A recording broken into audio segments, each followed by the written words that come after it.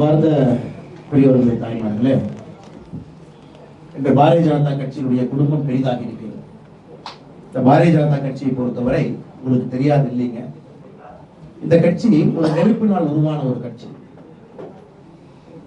அந்த காலத்துல பெங்கால் மாகாணத்தை இரண்டாக பிரிப்பதற்காக பிரிட்டிஷ் அரசு போராடிய பொழுது ஷாம் பிரசாத் முகர்ஜி அவர்கள் அது பிரிக்க கூடாது, ஒரு பகுதி இந்தியாவுக்கும் ஒரு பகுதி வெளியேறும் செல்லக்கூடாது என்பதற்காக பெரிய போராட்டத்தை நடத்தி அதன் பிறகு ஜனசங்க கட்சியாக அது மாறி 1950 காலகட்டத்தில் ஒரு நாட்டுக்குள்ள எல்லா மக்களும் சமமாக இருக்க வேண்டும், ஏற்றத்தாழ்வு இருக்கக்கூடாது என்பதற்காக காஷ்மீர் நம்மோடு முழுமையாக இணைய வேண்டும் என்பதற்காக போராடி ஒரு மர்மமான முறையில ஷாம் பிரசாத் முகர்ஜி அவர்கள் தன்னுடைய உயிரை விட்டார். காஷ்மீர்ல ஏதோ சிறைச்சாலையில சாயந்தரம் கைது பண்ணி வைத்திருக்கும் பொழுது நள்ளிரவுல மர்மமான முறையில இருந்திருந்தார். நம்முடைய முதல் தலைவர் இறந்தது அப்படி.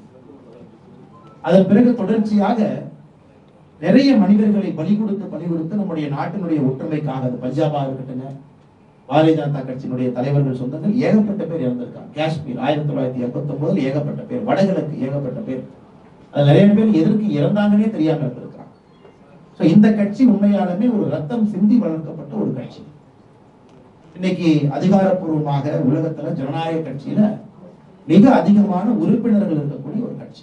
கம்யூனிஸ்ட் பார்ட்டி ஆஃப் சைனா அவர்கள் ஜனநாயக முறை இல்லாதனால ஜனநாயகப்படி அதிக உறுப்பினர்கள் இருக்கக்கூடிய கட்சி. எப்படி இவ்வளவு பெரிய கட்சியாக வளர்ந்துச்சு? 1984 வெறும் 2 எம்பிக்களோடு இன்னைக்கு 303 எம்பிக்களோடு இவ்வளவு பெருசு வந்திருக்காங்க. உங்களை போன்ற மனிதர்கள் அப்பொழுது நீங்க யோசித்தனால் இல்ல, நாம் எல்லாம் இந்த நீரோட்டத்திலே கலக்க வேண்டும், நாமும் அதே பணியைத்தான் செய்கின்றோம், பாரதிய ஜனதா கட்சி இணைந்து இந்த நீரோட்டத்தை எல்லா இடத்துக்கும் எடுத்துட்டு போவோம், இன்னும் பெரிதாக்குவோம், இன்னும் விஸ்தாரப்படுத்துவோம், இன்னும் எல்லா மக்களுக்கும் பயன்படக்கூடிய ஒரு அரசியலை செய்வோம் என்று உங்களை போன்ற நிறைய நல்ல மனிதர்கள் அப்பொழுது நினைச்சனாலதான் இந்த கட்சி இவ்வளவு பெரிய கட்சியாக இன்று மாறி இருக்கிறது. ஆனா இவ்வளவு பெரிய கட்சியாக மாறி இருந்தாலும் கூட பாரதிய ஜனதா கட்சியில் எப்பொழுதுமே நீங்க பணிவை பார்ப்பீங்க, எப்பொழுதுமே அன்பை பார்ப்பீங்க. எப்பொழுதுமே பாரதிய ஜனதா கட்சியில அந்த ஈகோவை யாருக்குமே பார்க்க மாட்டேங்க. ஒரு தொண்டர் வைத்து நடத்தக்கூடிய ஒரு கட்சி, தொண்டர்கள் எப்பொழுதும் தலைவர் ஆவார்கள் நினைக்கக்கூடிய கட்சி. ஒரு அற்புதமான மனிதர் நம்முடைய நாட்டாமை அண்ணன் ஒரு சினிமா துறையில கால் பதித்திருக்கிறார் என்று சொல்வதை விட அவருடைய குடும்பத்தை பத்தி நம்ம எல்லோருக்குமே தெரியும். அவருடைய எக்ஸ்டெண்டட் ஃபேமிலி எப்படிப்பட்ட ஒரு குடும்பத்திலிருந்து வந்து தேசியம் என்பது தன்னுடைய ரத்தத்துல கலந்து இன்னைக்கு ஒரு உண்மையான ஒரு மனிதனை சவுத் இந்தியன், அதாவது சவுத் இந்தியால நம்முடைய தென்னிந்தியா முழுவதுமே ஒரு மனிதன் நடிகனாக எல்லா மக்களாலும் ஏற்றுக்கொள்ளப்பட்டாங்க. நம்முடைய தமிழகமா இருக்கட்டும், கேரளாவா இருக்கட்டும், கர்நாடகா, ஆந்திரா அனைத்து பகுதிகளிலும் கூட ஒரு true bred South Indian actor. அதே நேரத்தில் சமுதாயத்தின் மீது தனக்கு இருக்கக்கூடிய ஆழ்ந்த ஒரு காதல்ல, இது எப்பொழுதுமே நம்முடைய கிரீக் பிலாசபர் சொல்லுவாங்க, ஒரு மனிதனுடைய உச்சகட்டம் ஹையஸ்ட் திங்கிங் என்ன பொலிட்டிக்கல் திங்கிங். அது என்னதான் நீங்க தொழில் பண்ணாலும் கூட கடைசியாக எல்லோரும் நம்மை தாண்டி யோசிக்கும் பொழுது அரசியலுக்கு வருவாங்க. அதுபோன்ற அண்ணன் சரத்குமார் அவர்கள் அரசியலுக்கு வர வேண்டும் என்று வந்து தனித்தன்மையாக நடத்தக்கூடிய ஒரு கட்சி. சாதாரண கட்சி நாங்கள் எல்லாமே அகில இந்திய சமத்துவ மக்கள் கட்சியை வெளியிருந்து பார்த்துக் கொண்டிருக்கின்றோம். எப்பொழுதுமே ஒரு தனித்துவம் இருக்கும். குறிப்பாக உங்க கட்சியினுடைய அறிக்கை எப்பொழுதுமே நான் விரும்பி படிப்பேன். அறிக்கை என்ன சொல்றாங்க, அன்னைக்கு இது போட்டா நம்ம கிளாப் கிடைக்கும் அப்படிங்கறத தாண்டி மக்களுக்கு எது உண்மை என்பது எப்பொழுதுமே உங்களோட அறிக்கையில இருக்கும். அண்ணன் சரத்குமார் அவர்களுக்கு ஒரு பெரிய ஃபேன், சினிமா துறையில மட்டுமில்ல மனிதத்தன்மை தான். இன்னைக்கு அந்த நேரம் வந்திருக்கு. கடந்த ஒரு 4-5 நாட்களாகவே சரத்குமார் அண்ணன் அவர்கள் ஒரு விஷயத்துல தெளிவா இருந்தாங்க.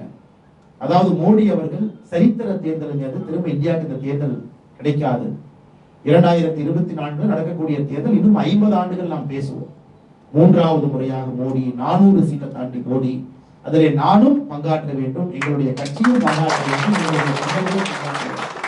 அப்படின்னு ஆரம்பிச்சு. ஆனா அண்ணன் கிட்ட பேசுனீங்கன்னா மற்ற அரசியல் தலைவர் மாதிரி எங்களுக்கு தெரியல. மற்றவங்க எல்லாம் பாத்தீங்கன்னா பேரம் பேசுவாங்க, எனக்கு நான் வந்தா எனக்கு என்ன லாபம், உங்களுக்கு என்ன லாபம், இப்படி என்ன லாபம். இவர் பேசியதெல்லாம் இவர் வந்தால் மோடிக்கு என்ன லாபம் மட்டும் கேட்டாரு, நாட்டுக்கு என்ன லாபம். உங்களுடைய அலுவலகத்துக்கு வந்து உங்களை நிச்சயமாக உயர்த்தி பேச வேண்டும் என்பதற்காக நான் எதையும் தப்பாலாம் சொல்லி. நேற்று ஆச்சரியம் என்னன்னா, இவ்வளவு நடந்து முடிந்த பிறகு நேற்று நம்முடைய அலுவலகத்திற்கு தலைவர்கள் எல்லாம் முன்னிறுக்கையில் இருக்கக்கூடிய எல்லா தலைவர்கள் வந்திருந்தார்கள். வந்து நம்முடைய தலைவர்கள் எல்லாம் பார்த்து பேசிட்டு சுமூகமாக பேசிவிட்டு சென்றார். நேற்று இரவு நள்ளிரவை தாண்டி அண்ணனுடைய அலைபேசி அழைப்பு ஒரு 2 மணிக்கு கூப்பிடுறாங்க நைட்டு. இந்த மாதிரி நான் ரொம்ப யோசிச்சு பார்த்தேங்க. நானும் ஒரு மற்ற அரசியல்வாதியை போல் இருக்கக்கூடாது, எங்களுடைய கட்சியும் மற்ற அரசியல் கட்சியை போல் எப்பவும் இருந்தது கிடையாது. அதனால் நான் ஒரு கனத்த இதயத்தோடு, அதே நேரத்தில் துணிவோடு, அதே நேரத்தில் ஒரு அன்போடு ஒரு முடிவை எடுத்திருக்கின்றேன். காலையில கட்சி நண்பர்கள்ட்ட நான் சொல்லணும், ஏன்னா என்னுடைய சகோதர சகோதரிகள் அவர்கள் எப்படி இதை ஏற்றுக்கொள்வார்கள் என்று தெரியவில்லை. அவங்க எல்லாத்தையும் கூப்பிட்டு நான் சொல்ல போறேன். என்ன சொன்னாங்க, நான் முழுவதுமாக அகில இந்திய சமத்துவ மக்கள் கட்சியை மோடி அவர்களோடு இணைந்து தேசிய கலந்து நான் 2024 தேர்தலுக்காக பாடுபட போகின்றோம் என்கின்ற வார்த்தையை சொன்னாங்க. அதனால தான் நான் பேச ஆரம்பிக்கும் போது சொன்னேன், பாரதிய ஜனதா கட்சியினுடைய குடும்பம் பெரிதாக இருக்கிறது சொன்னாங்க. இதுல ஒரு ஏற்றுமையோ ஏற்றத்தாழ்வோ இவங்க இன்னைக்கு வந்தாங்க நேற்று வந்தாங்க என்று பாரதிய ஜனதா கட்சி எப்பொழுதுமே பார்க்காது. பாரதிய ஜனதா கட்சியினுடைய நோக்கம் 2 தான் நாங்க பாக்குறோம். இன்னைக்கு பாரதிய ஜனதா கட்சியில் இருக்கிறவங்க நாளைக்கு பாரதிய ஜனதா கட்சிக்கு வரப்போறோம். அப்படித்தான் நாங்கள் அரசியலை பார்க்கின்றோம். யாரும் நமக்கு நேற்று வந்தாங்க வெளியிருந்து வந்தாங்கன்னு எப்பொழுதுமே இந்த கட்சி பார்க்க. இப்ப பொறுப்பு எங்களுக்கு அதிகமாக இருக்கிறது. காரணம், ஒரு பெரிய நம்பிக்கையோடு இந்த மேடையில் இருக்கக்கூடிய நம்முடைய நாட்டாமை அண்ணன் சரத்குமார் அவர்களோடு அவருடைய கல்லூரி நண்பன் கிட்டத்தட்ட 52 ஆண்டுகளாக பயணம் செய்யக்கூடிய ஒரு அற்புதமான ஒரு மனிதன் நம்முடைய பொருளாளர் அண்ணன் சுந்தரேசன் அவர்கள் இருக்கிறாங்க. அதே போல நம்முடைய துணை பொதுச் செயலாளர்கள் மூத்த தலைவர்கள் அண்ணன் சுந்தர் அவர்கள், அண்ணன் ஈஸ்வரன் அவர்கள், அண்ணன் மகாலிங்கம் அவர்கள் அமர்ந்திருக்கிறார்கள். கொள்கை பரப்பு செயலாளர் அண்ணன் NMS விவேகானந்தன் அவர்கள் மிக அற்புதமா பேசினார். என்ன காரணம் அப்படின்னு அண்ணன் இருக்கின்றார்கள். இளைஞரணி செயலாளர் ரமேஷ் அவர்கள், எல்லா மாவட்டத்தினுடைய செயலாளர்கள், மூத்த தலைவர்கள் எல்லோரும் இன்றிலிருந்து பொறுப்பு எங்களுக்கு அதிகமாக இருக்கிறது. காரணம், எங்களுடைய சகோதர சகோதரிகள் தேசிய நீரோட்டத்துல நம்மை நம்பி பாரதிய ஜனதா கட்சிக்கு நீங்கள் வந்திருக்கும் பொழுது உங்கள் எதிர்பார்ப்பை தாண்டி உங்களை நம்மோடு இணைத்து எங்களுடைய சொந்தங்கள் எல்லாம் 2 கை விரித்து உங்களை வரவேற்று நாம் எல்லாம் ஒரே நேரத்தில் பயணிக்க வேண்டிய அவசியம் நமக்கு இருக்கு. குறுகிய கண்ணோட்டத்துல பாத்தீங்கன்னா இந்தியாவிற்கு நல்லது 2024. கொஞ்சம் பெரிய கண்ணோட்டத்துல பாத்தீங்கன்னா தமிழகத்திற்கு நல்லது 2026. தமிழகத்திற்கு ஒரு பெரிய அச்சாரமாக இருக்கு. எனக்கு தெரியும் சரத்குமார் அண்ணன் அவருடைய முடிவு ஒரு எளிதான முடிவு இல்லை, கடினமான முடிவு. யாருமே இந்த முடிவு எடுக்க முடியாது. ஒரு மனிதன் விடாப்பிடியாக தமிழ்நாட்டு அரசியல்ல ஒரு கட்சி நடத்துறதே பெரிய விஷயம்.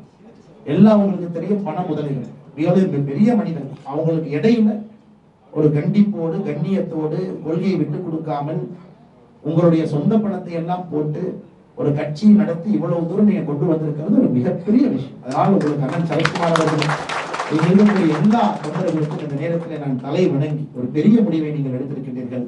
நிச்சயமாக எப்பொழுதும் ஒரு நாள் கூட நீங்க திரும்பி பார்த்து இந்த முடிவை நாம ஏன் எடுத்தோம் அப்படின்னு நீங்க வருத்தப்படுற அளவுக்கு இந்த முடிவு இருக்காது.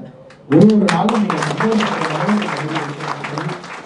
அதே நேரத்தில் எனக்கு தெரியும் சமத்துவ மக்கள் கட்சி அண்ணன் சரத்குமார் அவர்களுக்கு நிறைய எல்லா சமுதாயத்திலிருந்து தொண்டர்கள் இருக்கிறாங்க. இஸ்லாமிய சகோதர சகோதரிகள் இருக்கிறாங்க, கிறிஸ்தவ சகோதர சகோதரிகள் இருக்கிறாங்க, எல்லோரும் பெரிய அளவில் இருக்கிறாங்க.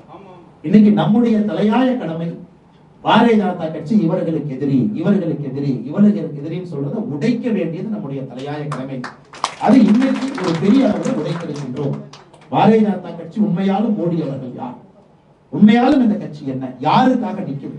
நம்ம ஏதோ கைத்தட்டலுக்காக ஓட்டுக்காக இந்த கட்சி எப்பொழுதுமே பேசுறது இல்லைங்க. எப்பொழுதுமே இந்த கட்சி நேர்மையும் நாணயத்தையும் நம்பிக்கையை மட்டும்தான் பேசியிருக்கிறது, நாட்டுக்காக மட்டும்தான் பேசியிருக்கிறது. வரும் பொழுது நீங்கள் குறிப்பாக எல்லா சமுதாயத்திலிருந்து வரக்கூடிய தலைவர்கள் நம்மோடு இணைந்து பணியாற்றும் பொழுது ஒரே பாரதம் உன்னத பாரதம் என்கின்ற வார்த்தை எங்கே சென்றாலும் கூட ஒரு பாரதம் என்கின்ற ஒரு அடையாளம், குறிப்பாக தமிழ் என்கின்ற இனம், இதை தலையாய இனமாக வைத்து நாம் போற்றி பாதுகாத்துக் கொண்டிருக்கின்றோம். மோடி அவர்களும் அப்படித்தான் நினைக்கின்றார்கள். இன்று நடந்திருப்பது ஒரு அரசியல் சகாப்தமாக நான் பார்க்கின்றேன். 2026 சட்டப்பேரவை தேர்தலுக்கு முன்பு அண்ணன் சரத்குமார் அவர்கள் எடுத்திருக்கக்கூடிய முடிவு மிக மிக முக்கியமான முடிவு. தமிழகத்துல நேர்மையான மனிதர்கள் ஆட்சிக்கு அமர்வதற்கு ஒரு அச்சாரம் போட்டிருக்கிறாங்க.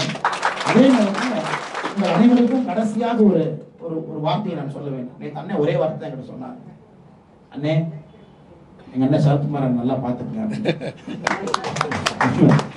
அண்ணன் சுந்தரேசன் அவர்கள் சொன்னார், அண்ணா அதாவது எவ்வளவு கடினமான ஒரு முடிவை இந்த நேரத்துல நீங்க எடுத்திருக்கிறீங்கன்னா பொறுப்பு எங்களுக்கு இருக்குங்க. அதனால் இன்னைக்கு சரத்குமார் அவர்களை நாங்க ஏதோ தமிழகத்துல அடைத்து வைக்க விரும்பவில்லை. அதுதான் நான் தமிழகத்துல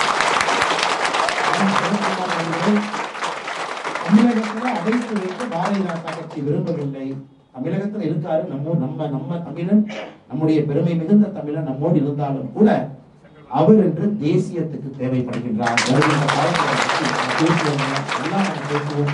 அதனால் வந்திருக்கக்கூடிய எல்லா நண்பர்களுக்கும், பத்திரிகை நண்பர்களுக்கும் மறுபடியும் என்னுடைய வாழ்த்துக்களை வணக்கங்களை தெரிவித்து, எங்களுக்கு வாய்ப்பு கொடுத்து மிக ஒரு அன்போடு எங்களை எல்லாம் அரவணைத்து கட்சி அலுவலகத்திற்கு எங்களை அழைத்து இந்த அற்புதமான முடிவை நீங்கள் எடுத்து பத்திரிகை நண்பர்களுக்கு சொல்லும் முன்பு அதை எங்கள் வாயால் சொல்ல வைத்திருக்கின்றீர்கள். அதனால் வந்திருக்கக்கூடிய அனைவருக்கும் அண்ணன் சரத்குமார் அவர்களுக்கு மறுபடியும் நன்றி தெரிவித்துக்